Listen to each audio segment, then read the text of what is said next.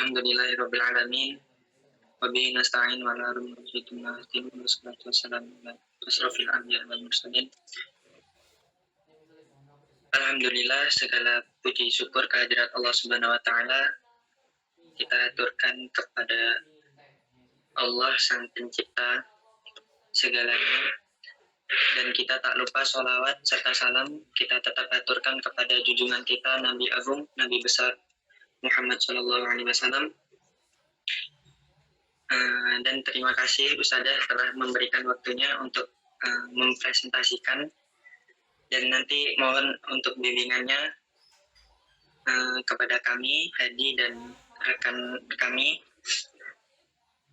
karena keterbatasan ilmu kami.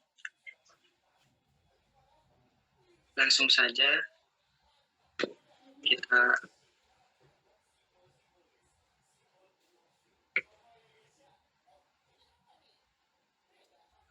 masuki yang pertama, yaitu biografi. Imam Al-Kisai memiliki nama lengkap Abu Al-Hasan Ali bin Hamzah.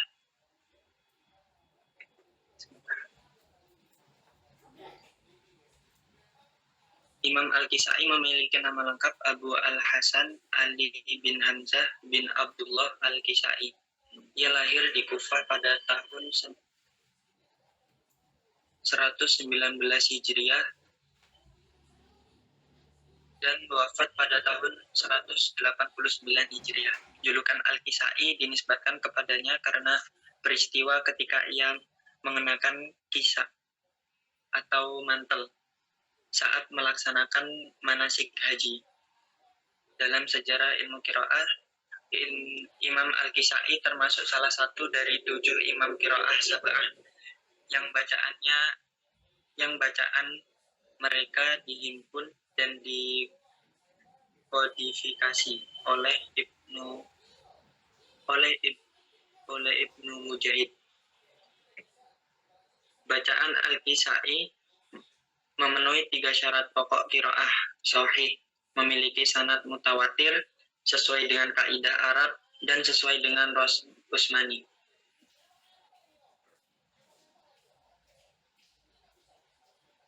Sanad keilmuan. Gurunya dalam qiraah adalah Hamzah dan Abu Bakar bin Ayas. Selain itu juga berguru pada Muhammad bin Abdurrahman bin Abi Lail, Isa bin Amr,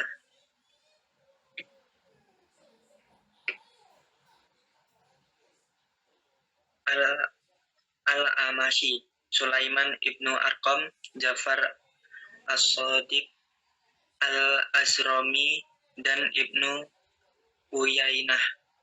Terhadap Hamzah, ia 4 kali menamatkan Al-Quran dan mendapatkan pengakuan. Dari Hamzah yang menghadapkan bacaannya ke Abu Rahman As-Salami, yang menghadapkan bacaannya kepada Ubay bin Ka'ab, yang menerima langsung bacaan Al-Quran dari Rasulullah Shallallahu Alaihi Wasallam.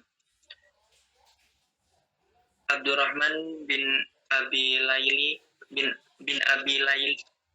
Laili secara langsung berguru kepada Ubay bin Ka'ab, sehingga sangat jelas sumber sanad bacaan Al-Kisai. Meskipun demikian, Al-Kisai sangat selektif terhadap bacaan gurunya, termasuk Imam Hamzah. Tidak semua diambil, tetapi membandingkan dengan yang lain, sehingga sekitar 300 bacaan yang berbeda dengan guru-gurunya. Perbedaan tersebut sangat memungkinkan. Melihat guru Al-Kisai ada beberapa orang.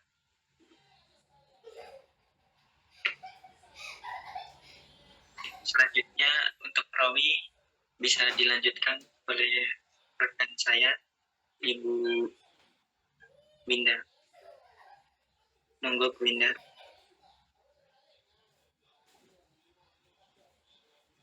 Terima kasih untuk rekan Saadi. Hapunten Ustazah kalau banyak kekurangan, mohon arahan. Selanjutnya perawi. Al-Haris nama lengkapnya adalah Al-Atif bin Khalid Al-Baghdad, wafat pada tahun 240 Hijriah. Terpercaya, cerdas, teliti, David, sikoh, dan menguasai bacaan Al-Kisai.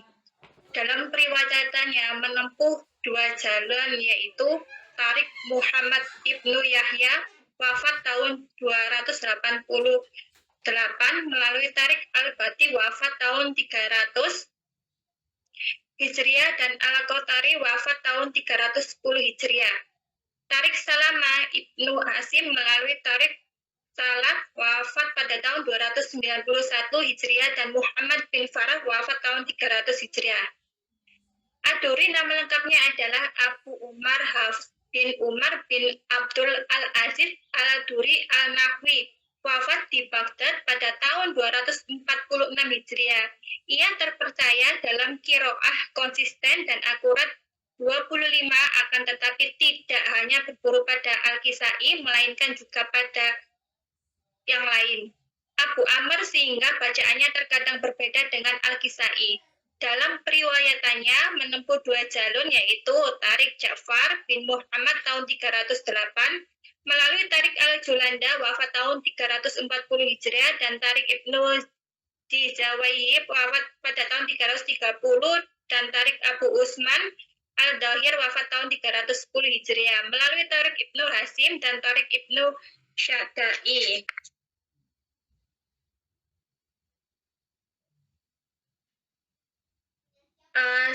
Selanjutnya kaidah Imam Kisai. Imalah kubroh yaitu kecenderungan vokal A fathah menuju ai kasroh pada huruf-huruf tertentu yang berdekatan dengan ya sukun atau alif masyurah pada bacaan Sabbahis marob bukal a'la. Pada kata a'la dibaca imalah a'la. Idgham gabir, yaitu peleburan dua huruf yang sejenis atau berdekatan mahrajnya meskipun tidak berada dalam satu kata. Idgham ini dilakukan dengan tetap mempertahankan kejelasan makna dan tidak menghilangkan huruf secara total. Contohnya pada Fadamdama alaihim rabbuhum bidambihim fasawwaha. Pada kata rabbuhum bidambihim terjadi idgham gabir antara mim sukun hum dan ba bi dengan menggabungkan idgham huruf mim ke ba.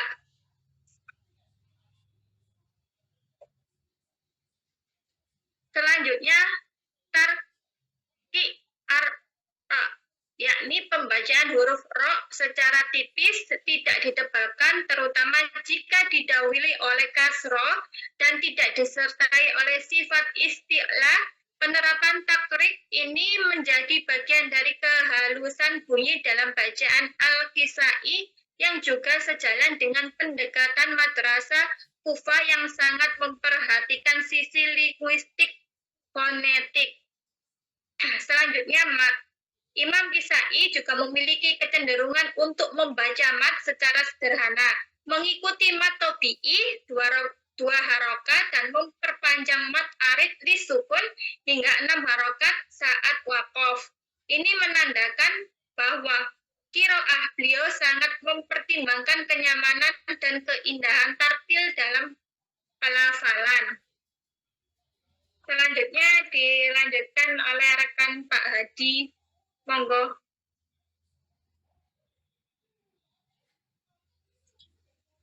Selanjutnya yaitu kaidah qiraah Abu Al-Harith. Sebagai perawi utama Imam Al-Kisai, Abu Al-Harith mewarisi seluruh prinsip kaidah qiraah gurunya, namun dengan gaya yang khas dan lembut dalam pelafalan. Ciri yang paling menonjol dari riwayat Abu Al-Harith adalah dominasi imalah dalam banyak kata. yang berakhir alif maksuroh. Lebih meluas daripada riwayat Ad-Duri. Hal ini membuat bacaan dari jalur ini terasa lebih lentur dan indah secara suara. Menurut Sahlan, kecenderungan ini membuat jalur Abu Al-Haris sering digunakan dalam pengajaran tilawah bersanad yang menekankan aspek tartil dan ketenangan batin.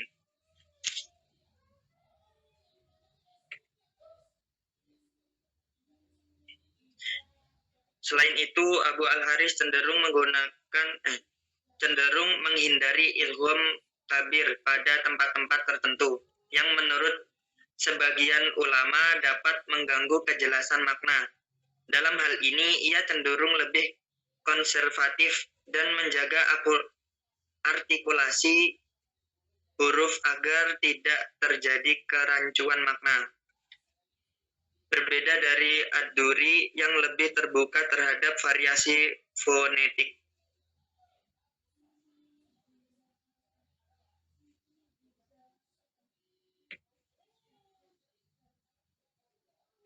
Tarkikro. Kaidah tarkikro juga tetap dipertahankan oleh Abu Al-Haris. Namun dalam praktiknya pelafalan ro terasa lebih lembut dibandingkan jalur lain.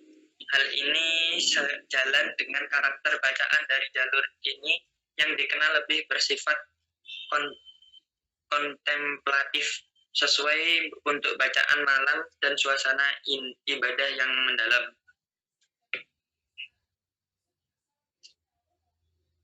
Mad. Dalam hal mad, Abu Al-Haris mengikuti prinsip-prinsip umum Imam Al-Kisai dengan menjaga panjang mad sesuai kebutuhan pelafalan dan tidak berlebihan dalam penerapan mad lazim atau mad farqi. Hal ini menunjukkan adanya keseimbangan antara pengajaran tajwid yang kuat dengan pertimbangan musikalitas suara. Selanjutnya yaitu kaidah qiraah Ad-Duri. Ad-Duri sebagai perawi yang sangat populer dalam jalur Imam Al-Kisai memiliki ciri bacaan yang berbeda dari Abu Al-Haris.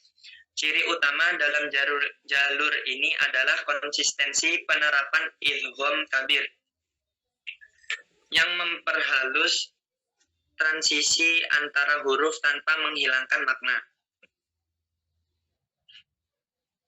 Imalah. Penerapan imalah dalam jalur Ad-Duri tetap ada, tetapi lebih selektif dibandingkan jalur Abu Al-Haris. Hanya kata-kata tertentu yang memenuhi syarat tajwid yang dikenai imalah, seperti pada akhir surat Al-A'la. Muse, Yahse. Pendekatan ini menunjukkan bahwa Ad-Duri lebih berhati-hati dalam menerapkan variasi bacaan agar tetap sesuai dengan konteks dan tidak membingungkan pembaca awam. Tarkik. Dalam aspek tarkik, Ad-Duri mempertahankan prinsip-prinsip dasar Imam Al-Kisai, namun dengan artikulasi yang lebih tajam dan kuat dibandingkan jalur Abu Al-Harith. Hal ini menunjukkan bahwa jalur Ad-Duri lebih mengedepankan kejelasan artikulasi untuk tujuan pengajaran dan dokumentasi.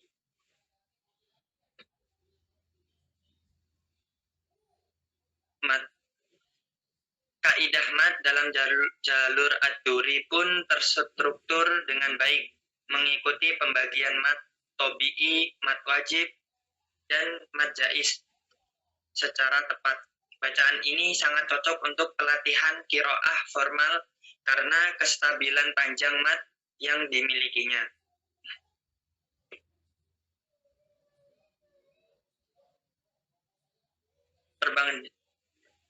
perbandingan kaidah qiraah Imam Kisai, Abu Al-Haris dan Ad-Duri.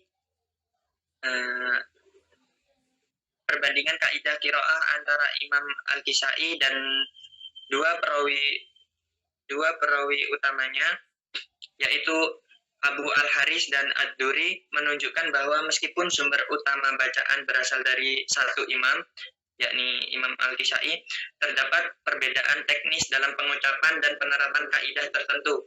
Perbedaan ini tidak menyangkut aspek makna,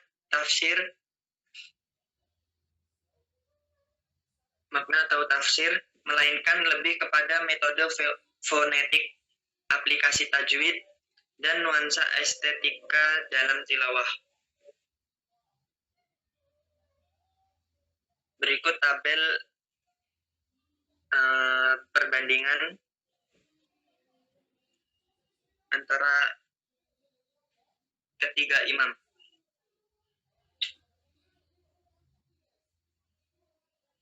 Yang pertama yaitu kaidah kubro. Kalau Imam Al-Kisai itu diterapkan luas pada lafal tertentu.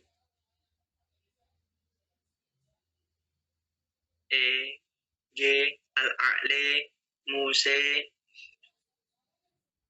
Terus aspek kaidah imalah masih di imalah, yaitu Abu Al-Haris. Lebih luas dari Ad-Duri, cenderung estetis dan lembut. Kalau di jalur Ad-Duri lebih selektif, hanya pada tempat yang kuat sanadnya. Yang kedua yaitu kaidah Ilham Kabir. Menurut Imam Al-Kisai diterapkan secara hati-hati dan kontekstual. Dari jalur Abu Al-Haris diterapkan terbatas, jika beresiko mengaburkan makna dihindari. Menurut jalur Ad-Duri konsisten, luas, memperhalus aliran bacaan antar huruf. Yakni selanjutnya aspek kaidah tarkik ro. Menurut Imam Al-Kisai mengikuti kaidah umum, ro tipis setelah kasroh. Abu Al-Haris ditekankan dengan lembut, sangat ringan. Menurut Ad-Duri lebih tegas, menjaga artikulasi untuk kejelasan pelafalan. Aspek kaidah panjang mat, menyesuaikan kebutuhan tilawah dan waqaf. Menurut Al-Haris lembut dan fleksibel, mengedepankan tartil. Dari jalur Ad-Duri terstruktur dan acak sesuai pembagian mat. Aspek kaidah nada tilawah. Dari Imam Al-Kisai tenang, reflektif, mendalam. Dari jalur Al-Harith, Abu Al-Harith, yakni lembut, spiritual, cocok untuk suasana ibadah. Dari jalur Ad-Duri tegas, stabil, cocok untuk pengajaran formal dan hafalan. Aspek kaidah selanjutnya yaitu fungsi dan praktis. Dari Imam Al-Kisai yaitu menjadi basis semua jalur riwayat. Jalur Al-Haris cocok untuk tartil dan kontemplasi. Dari jalur Ad-Duri cocok untuk madrasah, sertifikasi, dan pengajaran internasional.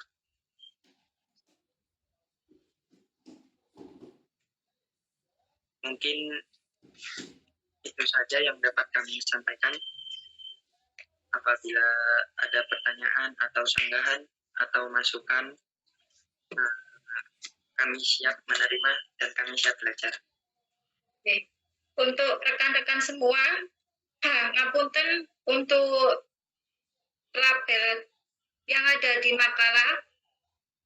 Untuk label pelafalan lengkap sudah ada di makalah, sudah saya buat antara halaman 15, 16, 17, dan seterusnya. Itu ada riwayat Al-Buri, Imam Kisai, Imam Hafs. Semua ada nggih. Nanti akan selanjutnya mohon bimbingannya Ustazah Muna untuk menjelaskan, karena tadi ngapunten PPT-nya yang belakang tidak tertulis, tapi sudah lengkap di makalah. Untuk rekan-rekan, monggo dilihat nggih. Mulai halaman 15 sampai terakhir. Itu sudah ada contoh-contohnya. Nggih, Ustazah.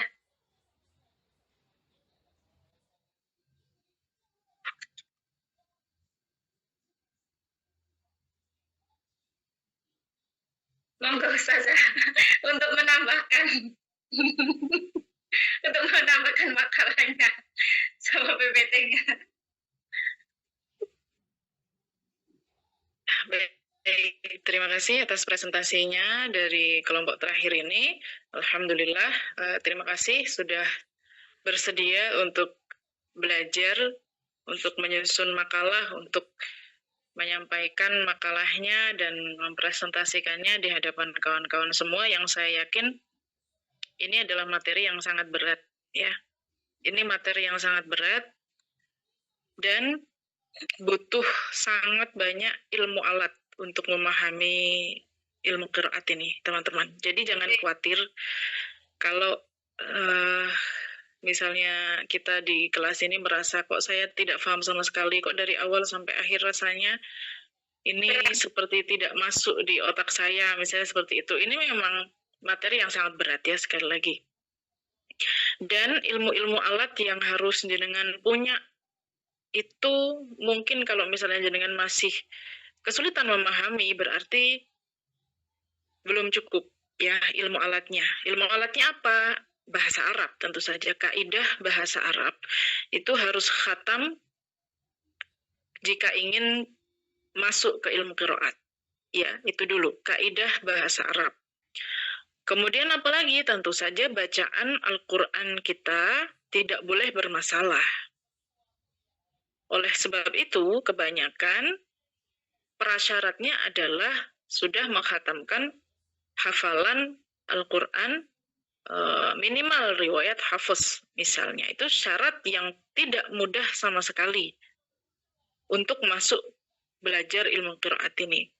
Maka dari itu teman-teman semua sudah sangat baik ketika teman-teman mau untuk mulai membaca referensi tentang ilmu qiraat, mau untuk memulai mengutak-atik, menganalisis tentang ilmu qiraat, meskipun teman-teman mungkin sebagian dari teman-teman semuanya masih merasa kebingungan, ya karena ilmu alatnya tadi masih harus dipelajari kembali, gitu ya.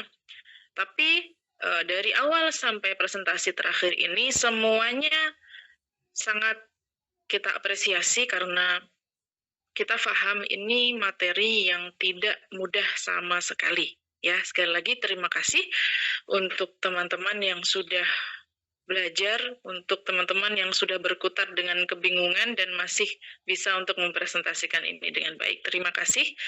Ya, sekarang kita diam dulu ya. Hari ini kita bahas apa sih? Hari ini kita bahas Imam Al-Kisai. Imam Al-Kisai itu punya dua perawi. Yang pertama, perawinya adalah Abul Harith, ya. Abul Harith. Yang kedua, perawinya siapa? Ad-Duri. Ad-Duri ini apakah sama dengan perawinya Abu Amr? Iya, sama. Jadi Ad-Duri yang ini adalah Ad-Duri yang sama dengan perawinya Abu Amr. Abu Amr imam keberapa? Ketiga. Ya, Abu Amr imam ketiga. Perawinya siapa? Yang pertama perawinya Ad-Duri. Ya, jadi Ad-Duri ini perawi kedua pada Imam Al-Kisai merupakan perawi pertama pada Abu Amr, imam ketiga. Tapi apakah kaidahnya berbeda, ada yang beda, ada yang sama. Tapi memiliki kekhasan sendiri ketika Ad-Duri ini menjadi perawinya Abu Amr dan menjadi perawinya Al-Kisai, ya. Oke, udah ya, diterima ya kalau ini ya. Al-Kisai, perawi yang pertama Abul Harith, perawi yang kedua Ad-Duri. Biasanya embel-embel yang belakang dikasih Ad-Duri Al-Kisai agar tidak bingung, karena Ad-Duri yang ini juga menjadi perawinya Abu Amr. Jadi biasanya orang-orang memanggilnya dengan singkat Duril Kisai. Yang pertama Abul Harith, yang kedua Duril Kisai. Biasanya menyebutnya seperti itu agar lebih mudah. Oke, itu saja biar tidak bingung. Untuk tadi saya kenapa agak lambat di akhir, karena saya lihat ini apa tabelnya. Tabel yang ada di makalah ini.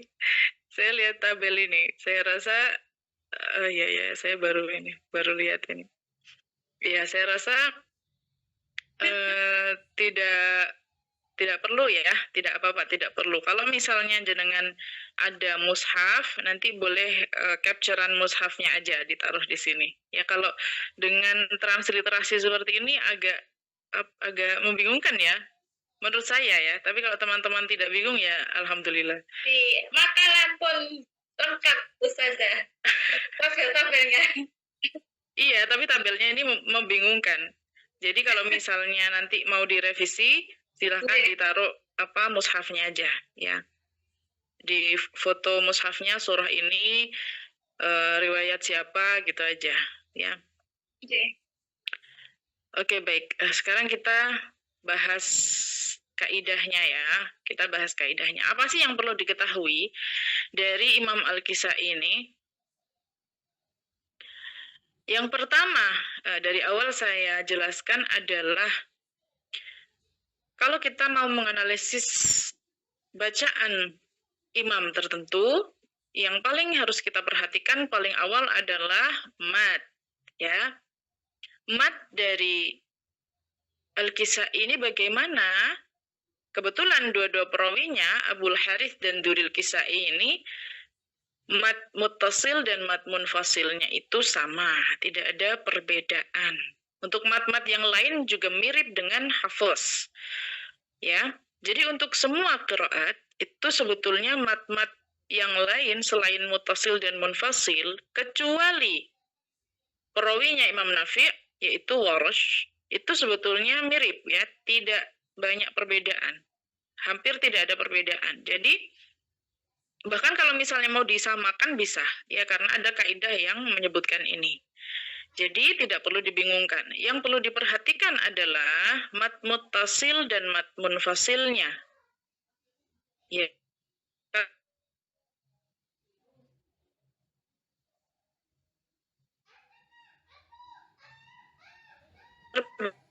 Bacaan ini banyak sekali mat muttasil dan mat munfasil ini. Ada perbedaan, kita sebutkan perawi ini bedanya apa, perawi ini bedanya apa. Kalau sama berarti ya kita gabungkan jadi satu nanti. Thoriqatul jam'ainya ketika membaca. Berapa harokat bacaan mat wajib muttasil dan mat jaiz munfasilnya? Dua-dua perawinya Al-Kisai 4 harokat, ya. 4 harokat atau tawassut, ya. 2 alif. Boleh sambil teman-teman buka mushaf ya, buka mushaf di surah Asy-Syams dan Al-A'la. Boleh dibuka. Sangat sedikit perbedaan antara dua perawi ini sebetulnya. Sangat sedikit. Jadi tidak sekontras Qalun dan Warsh perawinya Imam Nafi'. Karena imam yang paling banyak ikhtilafnya itu memang Imam Nafi'. Lebih banyak Imam Nafi'. Jadi masih banyak samanya. Ikhtilafnya sedikit. Kemudian untuk transisi antaranya sama juga, memisah antara dua surah dengan basmalah. Beda dengan Hamzah kemarin ya. Kalau Imam Hamzah kemarin antara akhir surah dengan awal surah yang berbeda itu langsung tanpa disela dengan basmalah. Kalau ini ada dipisahkan dengan basmalah antara dua surahnya. Jadi misalnya surah Suhufi Ibrahim wa Musa Bismillahirrahmanirrahim. Itu misalnya. Hal ataka hadithul ghashiyah. Misalnya begitu. Jadi ada pemisah di antara dua surahnya dengan basmalah.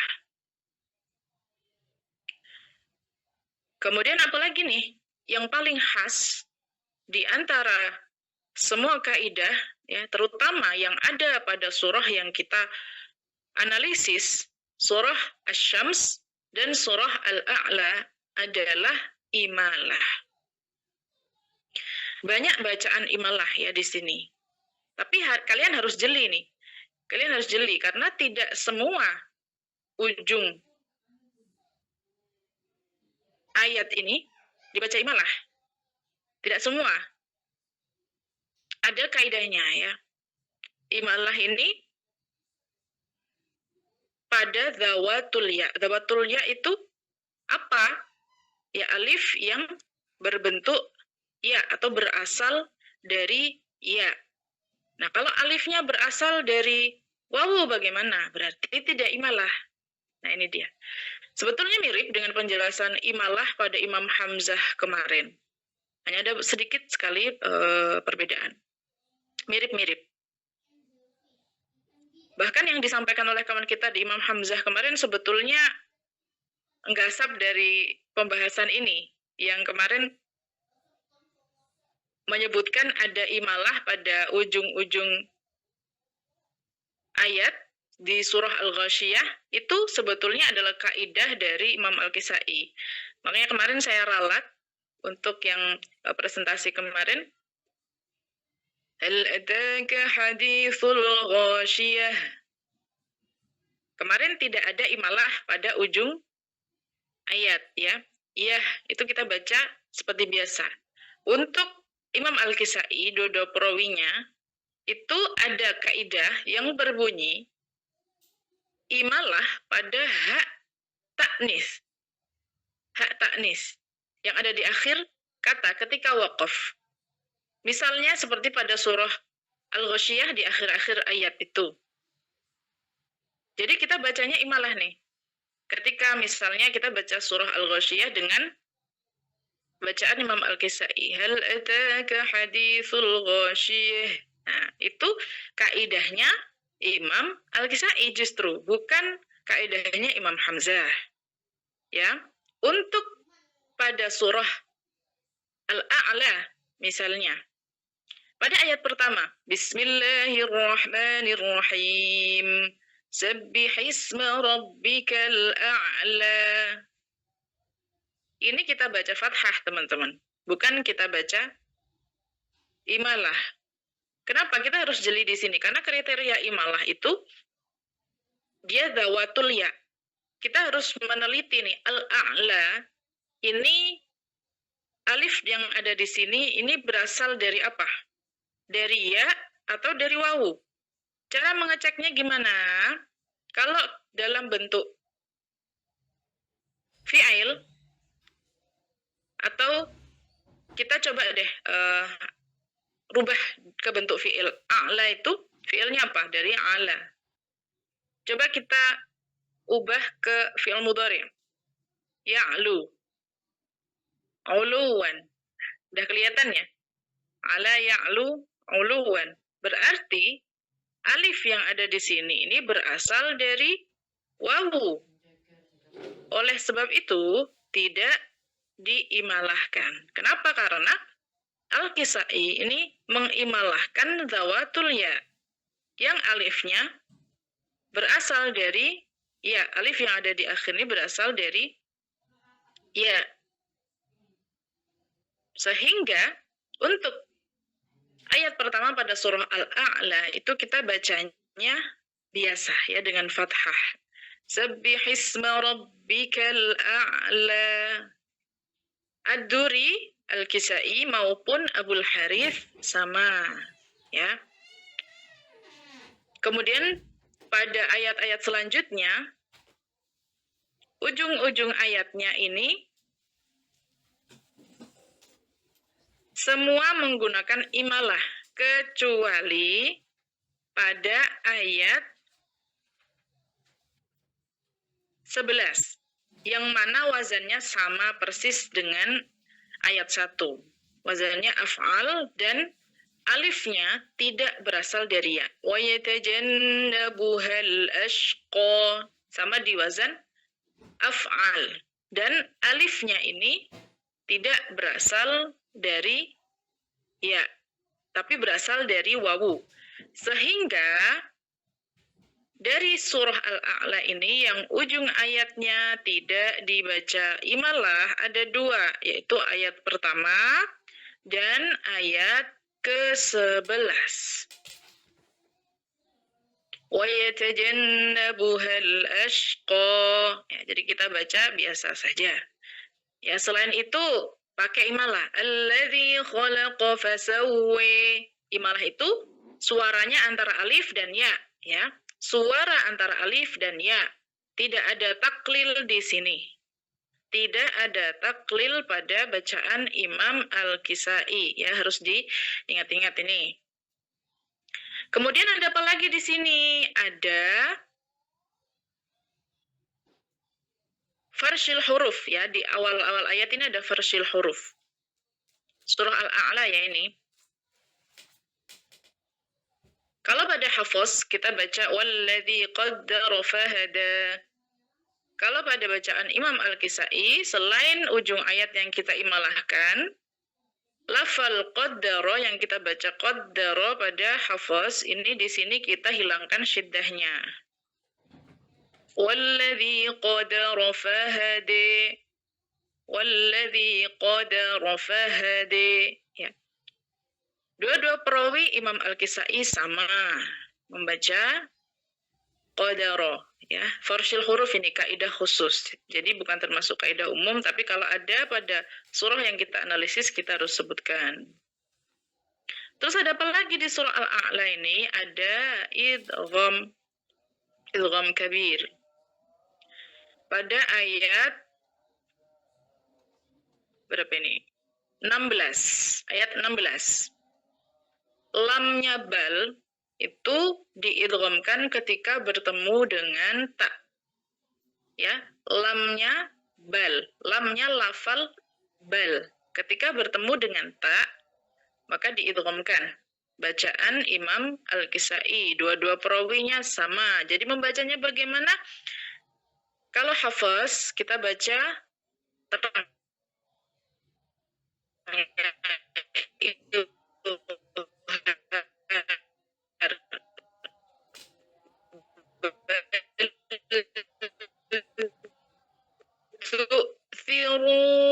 kalau Al-Kisai bagaimana? Kita idghamkan firunal hayatad firunal hayatad dunya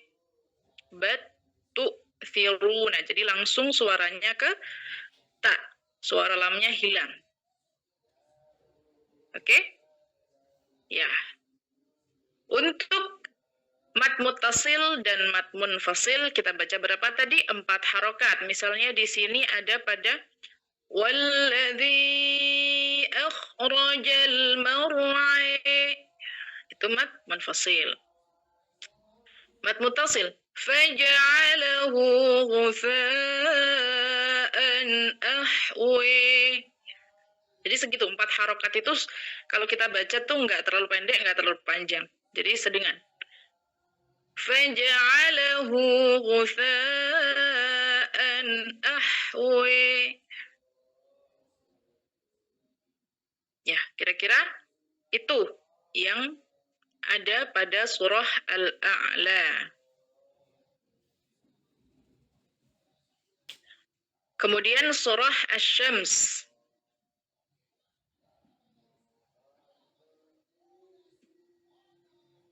Ini rata-rata ada dawatul ya-nya semuanya di ujung-ujung ayatnya.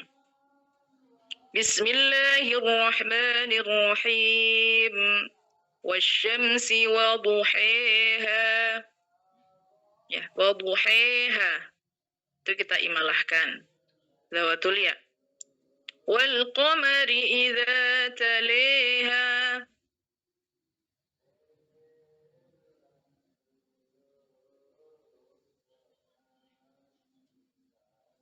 Wan nahari idza jallaha. Nah, ini ada perbedaan di sini. Kenapa? Karena ada zawatur ra. Zawatur ra itu yang mana? Lafal an-nahari. Ya, ada ra mutatarrifah maksurah. Ra yang ada pada ujung kata dan ra-nya ini di kasroh. Kalau an-nahar itu ra-nya tidak di kasroh, maka tidak disebut zawatur ra. Ya. Misalnya seperti lafal an-nar kalau ra-nya di kasroh. Diyar kalau ra-nya di kasroh, ya. Zawatur ra yang ada di ujung kata dan berharokat kasroh. Abul Harith, ya, perawi pertamanya Imam Al-Kisai membaca zawatur ra dengan bacaan sebagaimana Hafiz, ya, tidak diimalahkan. Jadi nanti kalau ada perbedaan diulang ya ketika membaca. Kita baca Abul Harith dulu karena perawi pertama. Wan nahari idza jallaha. Kemudian ulang lagi dengan bacaan Ad-Duri Al-Kisai yang ada imalah pada zawatur ra. Wan nahari idza jallaha. Nah, itu jadi ada perbedaan. Wal-laili idza yaghshaha. Ada imalah lagi. Was-samaa'i wa ma baniha. Ya. Dan seterusnya, ini sampai pada ujung ayat, ini imalah terus ya, di ujung ayat selalu ada imalah.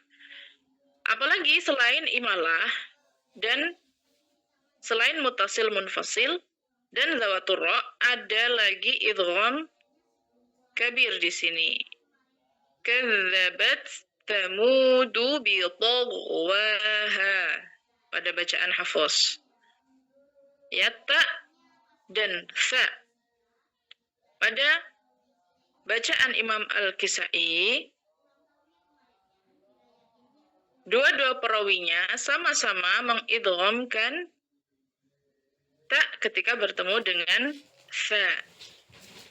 Jadi membacanya gimana? Kadzabat Thamudu bi taghwaha. Kadzabat. Jadi suara ta-nya hilang, ya. Oke, kira-kira itu saja. Untuk mim-mim jamak normal semua, tidak ada masalah, tidak ada perbedaan. Tidak ada perbedaan. Terus tadi yang agak menggelitik saya adalah soal ra' tarqiq yang dipresentasikan tadi. Sebetulnya ra' tarqiqnya Imam Al-Kisai ini sama aja dengan ra' tarqiqnya Hafiz ya, tidak ada kriteria khusus. Jadi tetap ditebalkan ketika berharokat dhammah, berharokat fathah, dan ditipiskan ketika berharokat kasrah atau didahului dengan harokat sukun kasrah. Ya, semacam itu kriterianya ya, tidak ada perbedaan yang signifikan. Ya, ra' tarqiq tafkhim itu ada perbedaan signifikan pada riwayat Warsh. Ya. Kira-kira itu yang ada pada Imam Al-Kisai ya. Dan juga selain yang ada di dua surah ini yang tadi saya sampaikan adalah hak ta'nis yang diimalahkan. Karena itu sempat dibahas kemarin, jadi perlu saya kemukakan. Itu saya rasa itu yang bisa kita sampaikan. Nanti silahkan untuk makalahnya bisa direvisi lebih ringkas saja, ya tidak perlu bahasa. Tadi saya rasa bahasanya terlalu berbelit-belit, bahas tentang fonetik apalah dan semacamnya, tapi tidak menyentuh pada kaidahnya, ya. Tapi tidak apa-apa, itu adalah bagian dari usaha kita untuk mencari informasi, ya. Dan sekali lagi, untuk ilmu qiraat ini, kalau misalnya jenengan mau mencari referensi yang ada di YouTube untuk setiap surahnya, itu sebetulnya ada, ya, apalagi surah-surah pendek juz 30 itu ada. Tapi itu tetap harus berdasarkan ilmu. Karena apa? Karena kadang qori itu membaca satu surah, itu apalagi surah pendek, itu biasanya kan tidak dijelaskan. Ini dia membaca satu wajah, dua wajah, tiga wajah, semua wajah atau bagaimana. Jadi kalau misalnya mengambil contoh dari YouTube, tetap kita harus tanyakan kepada yang lebih ahli agar tidak meniru yang salah, ya. Nanti untuk rekaman yang kemarin belum sempat saya bikin juga, untuk yang ini insya Allah saya bikinkan juga bersama dengan yang kemarin. Karena yang Imam Hamzah itu ada beberapa wajah, jadi tidak hanya satu wajah. Kalau ini agak lebih mudah, ya. Kalau Imam Hamzah itu ada beberapa wajah untuk bacaannya, gitu. Oke, saya rasa cukup sampai sini. Kalau misalnya ada yang masih mau didiskusikan, boleh nanti di Japri aja, ya. Karena waktu saya sudah habis ini. Sudah ditunggu bocil-bocil ramai di bawah. Ustazah ngapunten. Tadi panjenengan kemarin waktu pertemuan kemarin itu panjenengan bilang untuk belajar qiraah itu memang dasarnya itu dengan bahasa Arab nggih Ustazah, ya, belajar bahasa Arab. Nah, kebetulan saya itu kan ini kursus bahasa Arab dengan Ustadz Indra. Terus saya minta tolong untuk ini mengupas pelajaran dari panjenengan. Terus Ustadz Indra bilang, ini Bu Winda beda, soalnya saya ini spesialis bahasa Arab, sedangkan Ustazah Muna itu ini qiraah sab'ah, jadinya kita beda. Jawabnya gitu. Iya, bahasa Arab itu hanya satu bagian ilmu alat untuk memahami, ya. Kalau misalnya orang belajar bahasa Arab itu banyak, ya, tapi orang belajar belum terlalu banyak. Tidak semua orang yang bisa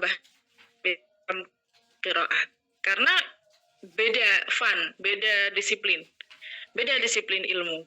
Tidak semua orang yang pintar bahasa Arab memahami qiraat, tidak juga. Itu karena ini butuh penalaran yang sangat mendalam, butuh ilmu bahasa Arab di level tertentu, ya. Jadi tidak bisa kita pukul rata, gitu ya. Ini saya sedang menggambarkan sulitnya ilmu qiraat. Ya, ilmu qiraat ini memang sulit, ya, sulit sekali, ya, karena itu adalah ilmu yang lebih banyak teorinya itu harus kita hafal. Kalau tidak kita hafal, maka kita tidak bisa untuk membedakan antara imam satu dengan imam yang lainnya, gitu. Bahkan beberapa ustadz ada yang membuat tabel dan lain sebagainya, itu tetap membingungkan, gitu, karena memang sangat banyak pengecualian. Jadi misalnya tidak bisa kita pukul rata imam 1 sampai 7 bacaannya sama semua, tidak. Bacaannya beda, di satu kata ini beda, belum tentu, gitu. Jadi makanya ini butuh penalaran yang sangat panjang, dan ilmu tajwidnya tidak boleh jadi PR, ya. Ilmu tajwidnya harus mapan dan juga diimbangi dengan ilmu Rosem Usmani. Nah, ilmu Rosem Usmani ini juga ilmu yang sulit sekali. Karena based on kaidah, gitu. Kaidahnya itu tidak bisa dipukul rata juga. Jadi misalnya kata Maliki itu tulisannya pada surah ini seperti apa? Apakah sama dengan surah yang ini? Alifnya apakah ada alifnya? Apakah tidak? Itu beda-beda. Setiap surah itu kasusnya harus kita analisis secara mendalam, dan harus dengan guru yang tepat dan bersanad. Maka dari itu semuanya ini adalah ilmu yang sulit. Maka dari itu dari awal saya menjelaskan materi ilmu qiraat ini sebetulnya bukan ilmu qiraat secara komprehensif, karena ini hanya pengantar. Hanya untuk memberikan jenengan itu wawasan bahwasanya ada bacaan yang berbeda dengan bacaan yang biasa kita gunakan di sini. Tuh. Untuk pembahasan soal itu kita sudah bahas di awal-awal pertemuan ya. Termasuk kenapa bacaan hafaz yang datang ke sini ya, karena banyak sekali ulama-ulama kita yang belajar ke Arab Saudi setelah King Saud naik tahta dan membuat banyak perubahan terhadap dunia Islam. Kenapa dia bisa membuat banyak perubahan? Ya karena dia yang berkuasa, dia bisa mengganti siapapun ustadz, siapapun pengajar yang mau dia ganti. Dia bisa mengganti siapapun imam yang dia mau dengan bacaan siapapun. Ya, maka dari itu siapapun ulama kita yang belajar pada masa-masa itu akan lebih banyak membawa bacaan hafaz kepada kita. So that's why di Indonesia ini masih banyak perlu pengembangan untuk ilmu qiraatnya gitu. Yang penting kita punya wawasan lah, kalau nanti ada bacaan yang berbeda kita tidak terlalu saklek untuk menyalahkan, harus tanya ke guru yang lebih ahli dulu ya, kira-kira seperti itu. Baik, terima kasih banyak atas waktu dan ya gimana? Tanya satu lagi boleh? Berarti Ya, untuk bacaan yang membaca ad-duha dengan wad-duha itu apakah Imam Al-Kisai ini, Ustazah? Banyak sekali, bukan hanya Al-Kisai ya. Bukan hanya Al-Kisai. Imam Hamzah juga. Kalau Warosh taklil, ya tidak ada imalah untuk Warosh. Kalau Abu Amr yang tadi perawinya salah satunya ada di Al-Kisai ini atau Ad-Duri tadi, Abu Amr itu punya kombinasi. Jadi tidak hanya taklil, tidak hanya imalah. Ada taklilnya, ada imalahnya. Dan itu ada kriteria lanjutannya yang perlu kita pelajari lagi. Siapa yang jawab? Beberapa imam punya imalah juga, iya betul sekali. Ya, beberapa imam punya imalah juga. Dan itu harus kita pelajari ya. Harus, kalau misalnya masih penasaran, nanti silakan ngaji qiraat kepada guru secara khusus ya, ngaji qiraat aja. Tapi itu tadi catatan saya, tidak boleh ada PR pada ilmu alatnya. Bahasa Arabnya tidak boleh PR, bacaan Al-Qur'annya khatam, hafal ya. Ilmu Rasum Usmaninya minimal sudah tahu gitu ya. Itu. Jadi yang misalnya bacaannya wadduha gitu, kita lihat dan seterusnya, dia membacanya seperti apa? Apakah dia sedang membaca satu imam? Kalau misalnya ada perbedaan, misalnya pada panjang mat mutasil dan mat munfasil misalnya. Misalnya mat mutasilnya dia membaca 4, mat munfasilnya dia membaca 2, maka dia sedang membaca warosh. Tapi kalau warosh wadduha itu dibaca taklil, bukan imalah. Taklil itu beda dengan imalah. Ya, taklil itu suaranya wadduha ya, lebih ke atas.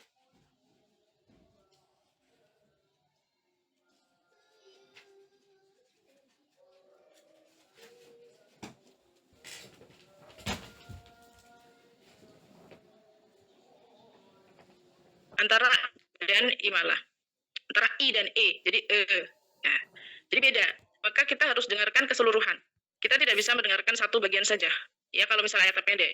Kalau ayatnya panjang dan sudah memenuhi banyak kriteria qori tertentu, maka berarti yang paling identik adalah itu. Gitu. Ya, tuh. Saya rasa kalau masih ada yang kurang, banyak referensi jadi tambah bingung. Ya inilah makanya ya, kita harus lebih banyak baca lagi. Yang jelas kalau nanti ada jenengan dengar ada bacaan yang berbeda, maka yang perlu jenengan lakukan adalah menerima dulu, kemudian klarifikasi ke yang lebih ahli ya. Karena ada juga baru-baru kemarin itu viral di grup qiraat ya. Itu ada pesantren yang sudah memwisuda sebanyak 5 kali santrinya dengan bacaan qiraat, tapi ini bukan bacaan yang sah, bukan bacaan yang benar, alias bacaan yang nggak benar. Karena dia membuat-buat bacaan ini di luar imam 7 yang sudah disepakati jumhur ulama. Nah, ini kita juga harus hati-hati nih kalau misalnya mau mondokin anak ke pondok Al-Quran misalnya, kita harus cek dan recheck nih, apakah yang punya pesantren ini dia punya sanad langsung ataukah tidak. Ya, ini kita harus cek dan recheck. Jangan sampai anak kita pikir dia sudah hafal Al-Quran, sudah belajar qiraat, setoran qiraat misalnya, tapi ternyata ini adalah qiraat yang diada-adakan, qiraat yang syad ya, yang syadah ya, jangan sampai. Maka dari itu perlu kita awasi. Ini kemarin kalau nggak viral itu nggak akan tahu orang-orang, nggak akan tahu guru-guru kita. Maka dari itu gunanya memviralkan itu. Oke, kira-kira itu saja ya. Jadwal presentasi sudah selesai. Iya, sudah selesai. Betul, sudah selesai. Jadi kita tinggal nunggu waktu buat UAS saja, karena saya mau ada jadwal khusus. Jadi mungkin pertemuan terakhir dengan saya ya hari ini. Saya ada jadwal khusus dan kemungkinan untuk semester depan mungkin bukan saya yang ngajar ya. Kalau jadi ada beberapa jadwal yang harus saya lakukan. Baik, terima kasih dari saya. Wa'alaikum warahmatullahi wabarakatuh. Waalaikumsalam